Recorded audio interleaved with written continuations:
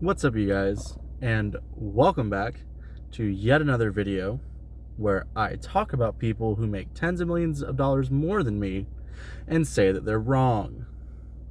So if you guys have spent any amount of time around the personal finance community, I feel like I start every video with that same phrase, then you are almost certainly familiar with Dave Ramsey.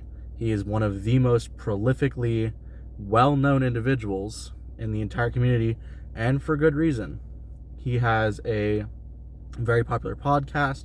He's very well known for his very hardline perspectives on debt, and he has relatively often come under fire for his perspectives on debt and his rather, his way or the highway perspective on it. So this video, I wanted to talk about most specifically the concept of good debt versus bad debt, but also kind of more generally talk about an issue that I see with the personal finance community as a whole. So first things first, Dave Ramsey, super quick backstory. Back during the 90s and early 2000s, he bought real estate. He invested very heavily in real estate, extremely highly leveraged himself. He took out ARMs, which are adjustable rate mortgages. Basically, you get a very competitive, very attractive low interest rate for a couple years. And then after that certain number of years, your interest rate will then be changed based upon market fluctuations of interest rate. Almost always, you get screwed over by them. And so because of that, like nowadays, almost no one would ever recommend you take out an ARM unless you can be 100% certain that it won't cause a problem later. However, generally speaking, there's no way to be 100% certain, so don't take out adjustable rate mortgages. So that is what Dave Ramsey did whenever he was younger, and he lost everything in the financial crisis. Back whenever the housing bubble popped, a bunch of his loans were called due effectively immediately. He had declared bankruptcy, and he had to build himself back up. So I'm not going to here to say that Dave Ramsey is dumb, that he is unintelligent, that he is uneducated. He is by no means those things. What I will say is he does have an issue where he allows his past experiences and past failures dictate not only what advice he would follow himself, but what advice he gives to other people. And he speaks as though his advice is effectively the only advice that matters. And that's kind of what I want to talk about. So, good debt versus bad debt. What's good debt? What's bad debt? Well, put simply, good debt is debt that is in some way beneficial to have.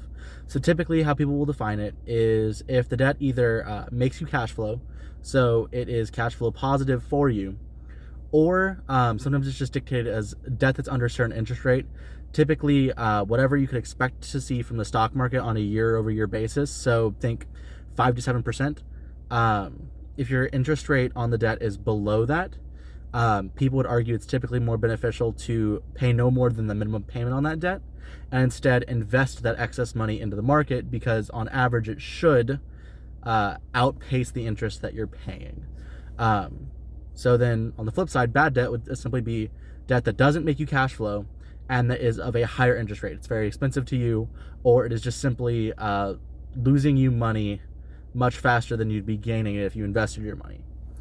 So what does Dave Ramsey have to do with this? Dave Ramsey is a proponent that effectively there's no such thing as good debt. Debt is bad, eliminate debt, etc., etc. So there are many people out there who ascribe to a similar perspective. The main reason that I see is people talk about the psychological benefits of being debt-free. And don't get me wrong here, that is a completely valid way to look at debt and to think about debt. However, with that being said, I don't think that that is how one should frame advice to the personal finance community. And here's why I say that. It's very important to have the mental effects be accounted for.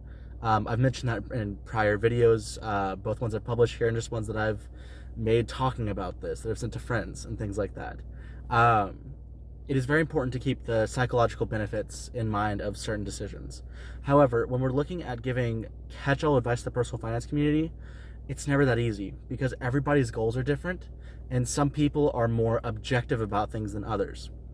There are a lot of people out there who the psychological benefit to not having debt, to lowering that monthly cash flow necessity, it's worth so much more to them than any marginal cash flow advantage beyond a certain point. I'm sure if you told them they'd get 10 grand more a month, they'd probably be much more on board with that. But generally speaking, those people are going to be much more towards the debt-free side of things. Whereas kind of on the polar opposite end, you have the kinds of people who are willing to leverage, thousands of times what they probably ought to, in order to, buy options or, do other fancy schmancy stock market stuff.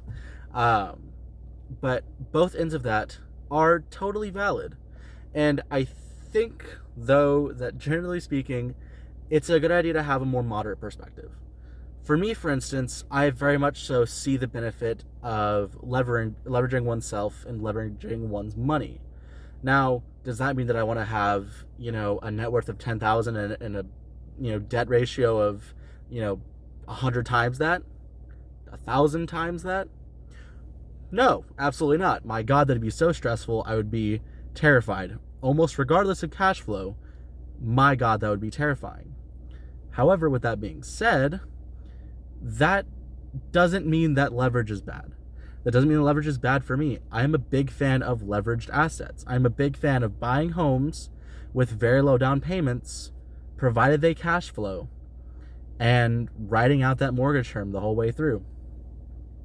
The issue with Dave Ramsey's advice is it is too catch-all, and it is not representative enough of personal finance topics and theories that people talk about on a regular basis. There are basic fundamentals of personal finance that he throws out the window because he screwed up. And that's what's worth noting here. The failures that happened early on in his investing career were not because debt is bad, were not because leverage is bad. Those happened because he made horrifically terrible financial decisions and had been getting lucky that up to that point and not having everything ripped out from under him. You do not take out adjustable rate mortgages. You do not over leverage the way that he was over leveraging himself. He was over leveraged to such an extreme degree that whenever his loans were called due, that was enough to immediately effectively set him up for bankruptcy. There was no way out. That's not the position that you want to be in. If you go for the slow and steady, the long haul, a lot of these risks get mitigated, if not completely eliminated. The problem was that he was in it for the short-term gains. And if that's how you invest, that's your prerogative. If you're a day trader, if you like, buying options and all those other things, cool, great, that's awesome. But for someone like me, I don't like doing that. But that's the thing. It's a preference at the end of the day. There are dudes on Wall Street Bets who bought Tesla, put everything in it, and in the past year have made effectively, I think it's 8 or 9 times their money. And that's cool for them. But they could just as easily have cut their money into, a tenth of what it is. And that's kind of my whole point with all of this. A lot of this comes down to preference at the end of the day, which is why I think personal finance education is so important, because it allows people to figure out what route they want to take in terms of things like that. Because someone who more heavily favors Dave Ramsey's perspective on these things, favors his way of thinking on these things, are just as valid as the people who think that he's, insane, lunatic, full of garbage opinions.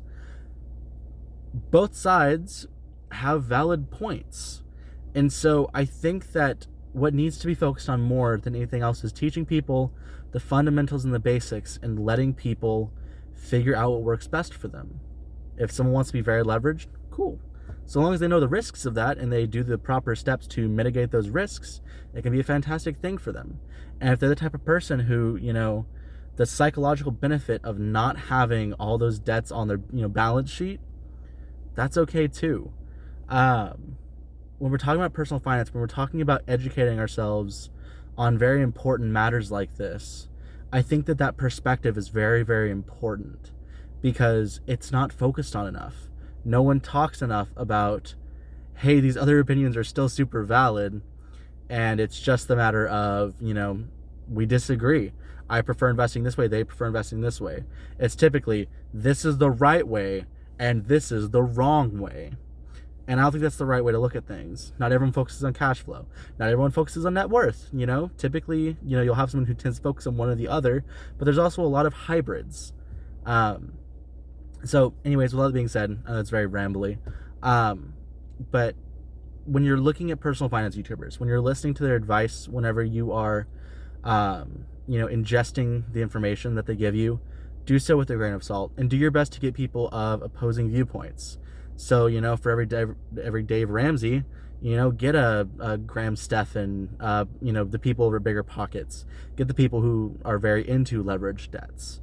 And also expose yourself to other people that are much more on the moderate, the people who are constantly doing that risk reward thing, cost benefit analyses of, is it worth taking on this debt? Is it worth paying off this debt? Should I pay this mortgage off in 30 years, 15 years, 18 years, 3 years, whatever the case may be.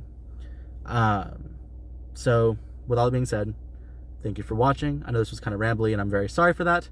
But I'd say you can expect me not to do this again, but I know me, I ramble a lot and about things no one cares about. So thank you so much for watching.